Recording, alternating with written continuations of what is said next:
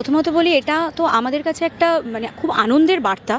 আজকে আমাদের মাননীয় মুখ্যমন্ত্রী, মানবিক মুখ্যমন্ত্রী মমতা বন্দ্যোপাধ্যায় প্রথম দিন থেকেই ওনার পরিবারের পাশে ছিলেন। ওনার স্ত্রী অন্তঃসত্ত্বা থাকা সত্ত্বেও আমাদের মুখ্যমন্ত্রী ওনার স্ত্রীকে বারংবার ফোন করেছেন এবং মুখ্যমন্ত্রী মমতা বন্দ্যোপাধ্যায় আমাদের রাজ্যের যে এমপি আছেন মাননীয় শ্রী কল্যাণ বন্দ্যোপাধ্যায় মহাশয়কে নির্দিষ্ট করে এই দায়িত্বটা দিয়েছিলেন।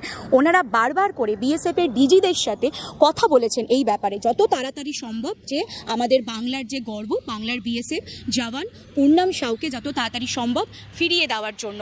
তো এটার জন্য কিন্তু আমরা কখনো দেখিনি যে কেন্দ্রীয় তরফ থেকে কেউ সাহায্যের জন্য এগিয়ে এসেছে।